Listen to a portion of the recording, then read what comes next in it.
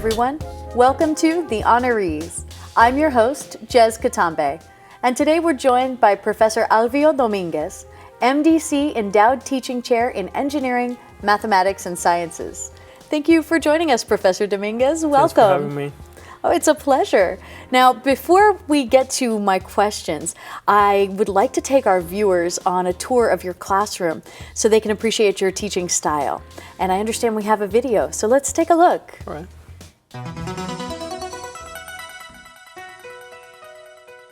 Actually, my first experience in Miami-Dade College was as a student. And then I became a tutor. Then I applied for a full-time position as a math teacher. And that's what I've been for the last 8 years. Math competition is something that has always been part of my life. So as soon as I became a full-time math teacher at the Wilson campus, I began training students for math competitions. I think competition brings enthusiasm to the students. Last academic year was actually very successful. We took to the Florida State competition. It's called actually the Olympics. A four student team, and we actually placed second in the state competition. Teaching mathematics is actually simpler than people believe. So if you go into the classroom and you show students that math is a subject, that is something they're going to be able to apply in every single aspect of their life, that's the first point where they begin to lose that fear and begin to get more comfortable. And actually, they get eager. This award really means a lot to me. To be honest, I feel rewarded every day when I go into the classroom because just having the feeling of teaching the students mathematics and seeing they can learn, that's already a reward that I can enjoy every day in my life. But being actually rewarded by my peers, receiving this endowed teaching chair is something that I will keep with me forever for the rest of my life. So tell me, what does it feel like to receive the Endowed Teaching Chair Award? What could be actually better than being awarded by your own peers, being recognized? It's a social competitive actually award. It was really very difficult putting together the portfolio and trying to find all the proof to demonstrate everything that I have accomplished up to that point. But in the end of the day, being recognized by my own peers is something that I will keep with me for the rest of my life. That's so wonderful, and congratulations once again on the recognition. It's something you absolutely deserve. Thanks. Now, I understand that you were hired as a full-time mathematics professor in January of 2001 at the Wilson campus, and you've been teaching there for over a decade now, which is wonderful. So, of course, I have to ask, tell me a little bit about what your teaching style is like and how it's evolved over the past few years. I actually believe that every professor has his or her own style of teaching, and I have my own actually style. I actually believe that to be successful in mathematics as a professor, the first thing you're supposed to do is make sure that students never bypass the concept. Have this tendency to first make sure that students understand the concept, the principles behind something, and then is when I spend plenty of time trying to develop skills. In mathematics, if you don't get to develop skills, you will never be successful. But you're not supposed to just focus on the skills if you don't make sure first that the students actually get to understand what they are doing. Mathematics is a complicated language, and if you just focus on the symbolic part and you never really get to show people the importance of mathematics, it's not the best way of teaching mathematics, because people want to learn something that they can use in real life. And mathematics is not something that was invented just by someone that didn't have anything to actually apply. It was something that was invented with the purpose of solving things in real life. So that's usually my style. I first introduce a concept. I ask students as many questions as possible to make sure they understand what the concept is. We practice, we get the skills, and then eventually doing applications to show them that they can actually use in real life. Oh, that's great.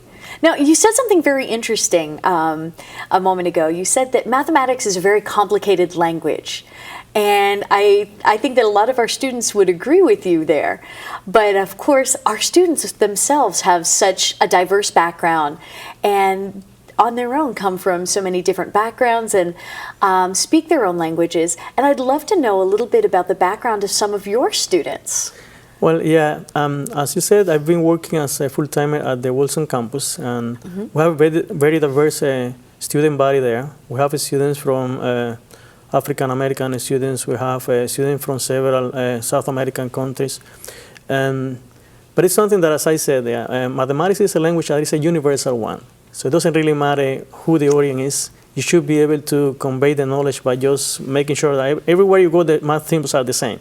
So all you have to do is make sure that students get to actually comprehend the symbols and the principles, and everything should be okay, regardless the backgrounds that students come from there.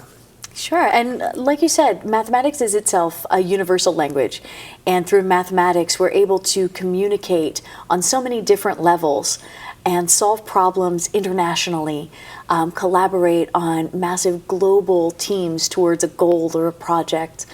And of course, our students want to learn how they can apply mathematics and how they're going to use it in their day-to-day lives. So tell me, how do you use real-world situations to give your students an understanding of how math applies to what they want to do every day? Actually, that is something that I do in each of my classes. I never finish a class without actually showing the students that the material that they learn in that particular course is something that they can go out there and apply. For me, it doesn't really make any sense teaching one complete semester about something if the students don't get to see the application of that. So actually, I would say in the last 15, 20 years, there's been this revolution trying to make mathematics more applicable, so people can see more the applications and the reason why they're learning that. So I've used that in many of my classes, in trigonometry, for example. In calculus, I constantly teach students how to use mathematics in physics, how to use in other branches in economics, so they can really see the relationship between mathematics and other subjects, and they also can see that they're learning something that when they leave MDC, they will be able to apply in real life there. Now, out of curiosity, could you give us an example of one of the applications that you've taught your students about? There are so many applications. Something, for example, when I teach in pre-calculus courses, something as a concept as a logarithm, something that seems to be just like a calculation. Actually, I teach students how to relate it to the pH in chemistry, how to relate it to how to measure magnitude of earthquakes using the Richter scale. So several applications that can be used in that case. Oh, wow, that's fantastic. I wish my high school math teachers had taught me about that. I probably would have enjoyed math a whole lot more at an earlier age. I guess that's a key. That's one of the main components to find more motivation in the students. It's something they can really apply in real life there. Oh, absolutely.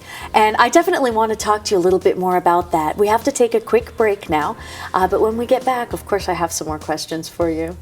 You're watching The Honorees. I'm Jez Katambe, and we're going to take a short break. Stay with us. Learn more about Miami-Dade College's clubs and organizations. Hi everyone, welcome to Meet the Clubs. My name is Jessica Ruiz.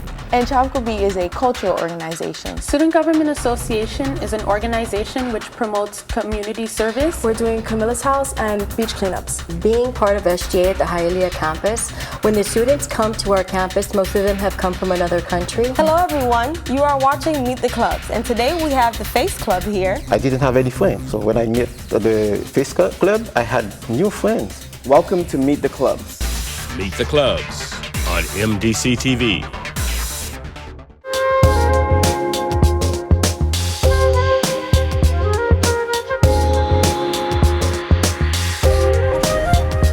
Welcome back to The Honorees. I'm your host, Jez Katambe, and our guest today is Professor Alvio Dominguez.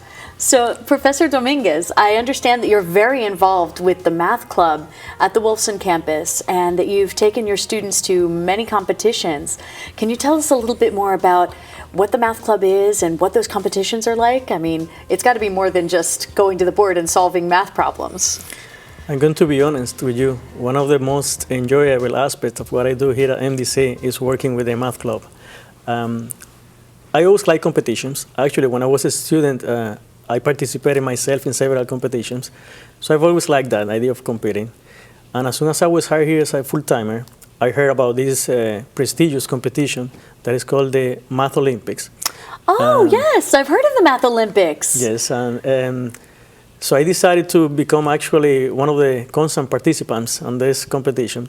So I began, I actually formed the math club at the Wolfson campus. The name of the club is Discovering Math. And we actually have two main reasons for the club. One is having meetings to actually talk about topics that we don't cover in our regular classes. And then the other main reason is to practice for math competitions. I have been doing it for the last 10 years, I would say, 10, 11 years. The idea is to actually recruit the best math students and then training them for about, like we say, like 6, 7 months. And then make a 4-student team. They're supposed to represent us on the Olympics. We've been participating since, for many years, but I've been doing it since 2003 myself. So I have actually been there 10 times. I have taken 10 different teams already. And 5 of those times we have actually won one of the best places on the competition.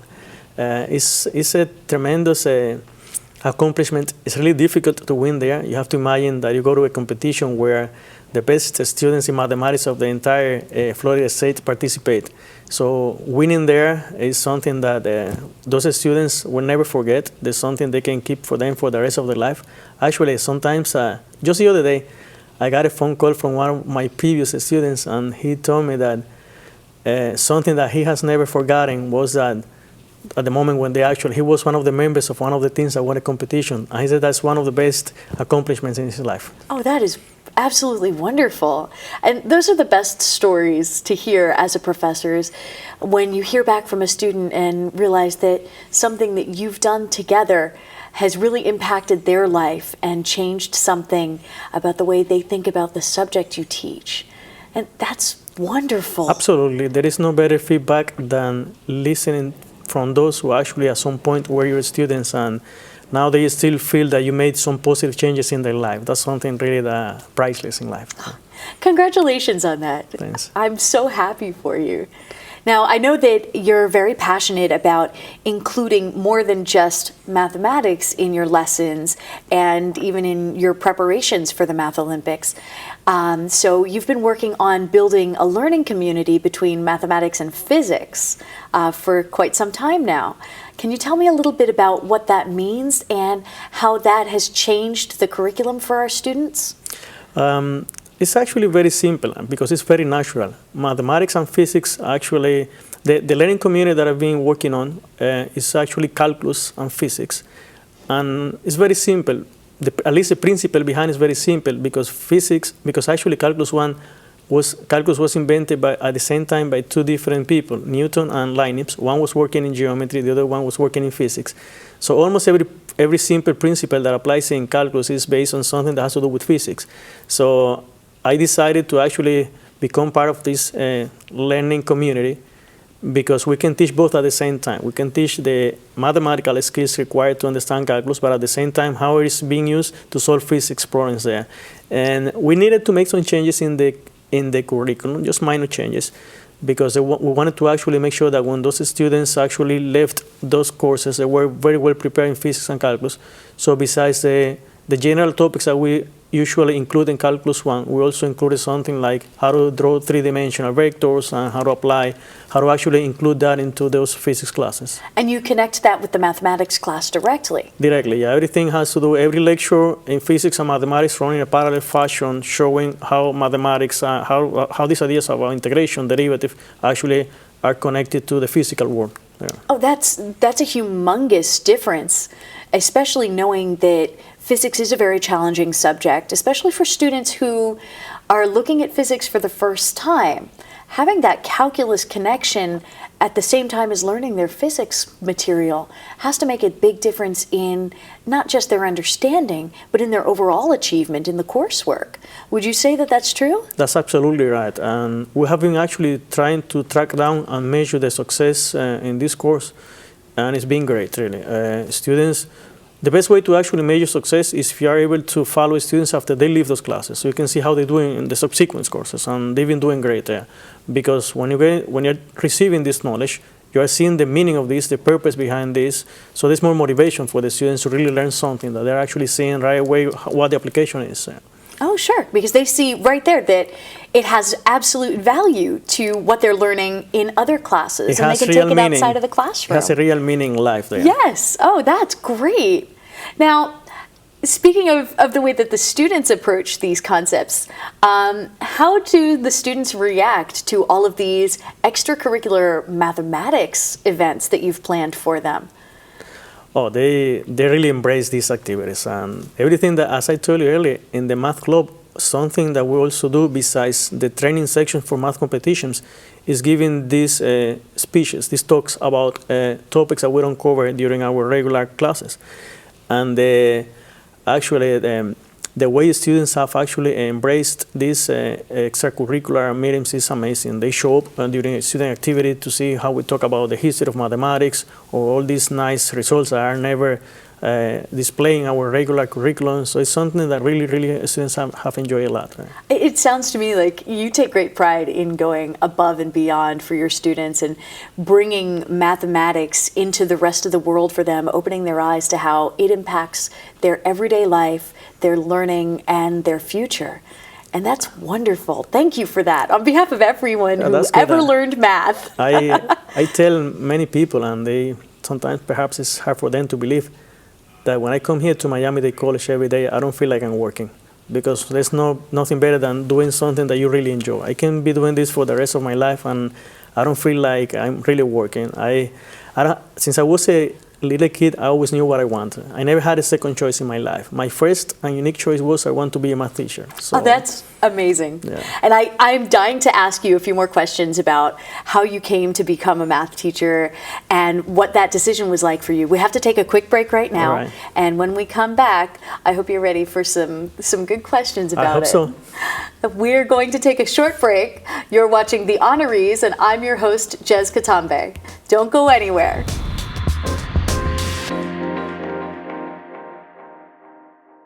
Hi everybody, welcome to the stage. The first talent show that I did, I sang a song by a group 702. Gospel music has a rich history amongst African Americans. I found that I had scoliosis and it was like an 80-degree angle. You are a cancer survivor, stage 4. Yes. 6-car accident. Everything that I say or sing is what happened to me. The Stage on MDC-TV.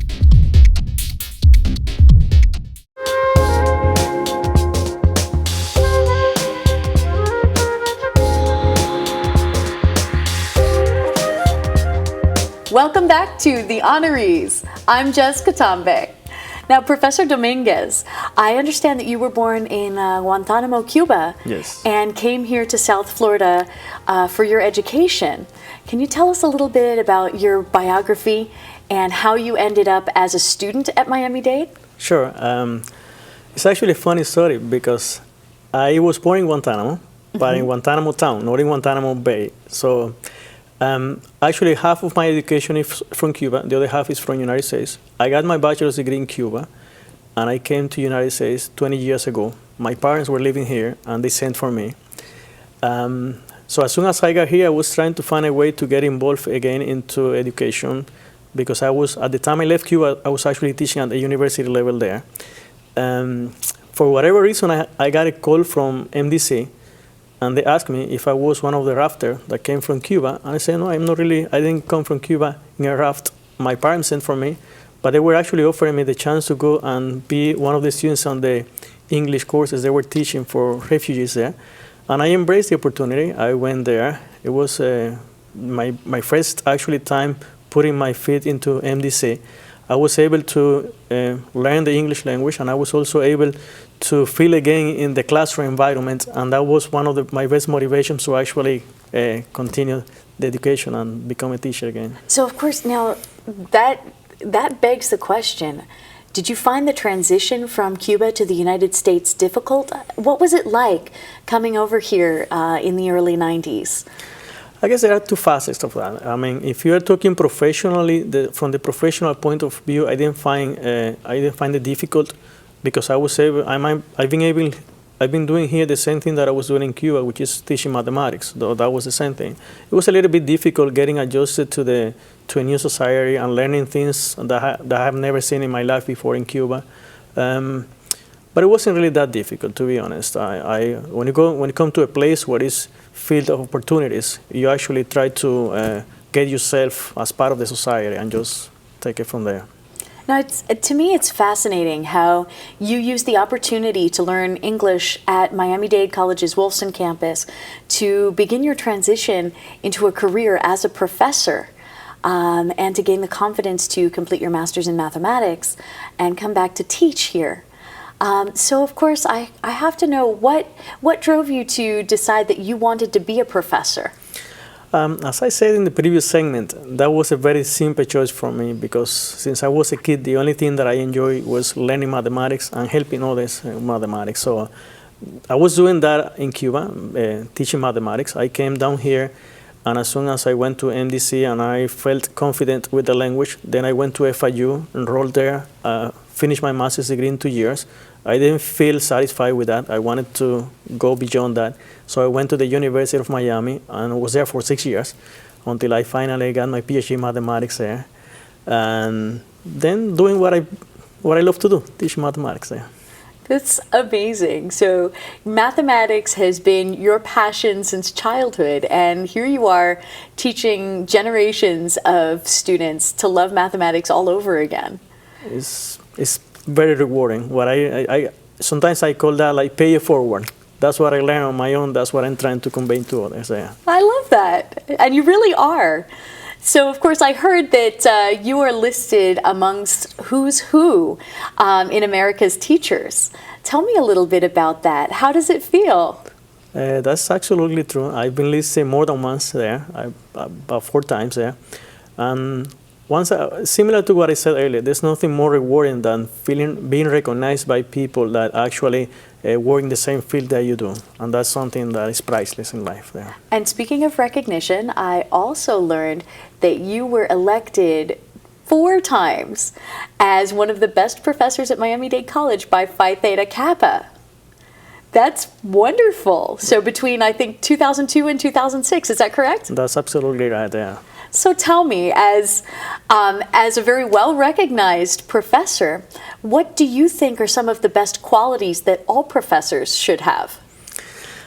Well, I guess one of the main qualities, at least in mathematics and science in general, you're supposed to be very patient with the students. Yeah. You are supposed to also, you're supposed to be able to go down to every single level and understand that all of the students are at the same level. So some students require more attention than others. You should never feel any student like they are not part of the classroom. Whatever question they ask, be willing to listen to them, answer the questions, and just try to create an environment where everybody feels comfortable in the learning process. So as a follow-up, how would you say that you take students under your wing? I think that, as I said earlier, the first thing is to make sure that during lecture time, you use the time to actually convey most of the knowledge that you're supposed to. But I'm also always willing to listen to my students to the concern during my office hours. If you go to my office, you will see tons of students there. We're always talking about things that perhaps they didn't understand well in the classroom, and also giving a lot of guidance. Some of them, they need guidance. What do I do from now? These are students that usually work with me to math competitions. They're about to transfer to other places, and they keep actually asking me many times, what do I do now? What is the best place to do? So I have conversation with them, trying to actually be sort of like a mentor in that case. Yeah. Well, in that regard, what do you say that the biggest challenge your students face in transitioning to 4-year universities is? I guess that perhaps the main challenge is keep in mind that many of the students that we have here at Miami-Dade College have come from countries where they are actually come from poor families. So they have never left Miami. They have lived here for many times. I guess one of the main challenges, I've spoken directly to many of them, is to be able to go to other places and see other places, other things, and being able to actually be successful there. And that's, if you're going to be successful in life, you're supposed to be able to actually walk the world and actually try to embed yourself in many different situations there. And of course, having access to a professor who's also a mentor and an advisor, such as yourself, really does help to bridge that gap for many students. I hope so, yeah. I hope that actually I've been able to help many of them, and in this, it has been the case. I have gotten emails from many students, and they feel grateful of some of the advisement that I was able to actually give them when they actually needed the most. Oh, that's great. I'm really glad that you not only are able to help the students, but that they feel so comfortable that they're able to reach out to you and tell you how you've made a difference in their lives. And that's got to be the best feeling. Well, I am a math professor, but I guess after all, I'm more like a human being than a math professor. So they're supposed to actually, you're supposed to be really open to students so they can reach you and actually get into this conversation so that you can guide them through this difficult journey that is a learning education there. Professor Dominguez, thank you so much for taking the time to speak with us today on the Honorees. And thank you for watching. I'm Jess Katambe. See you next time.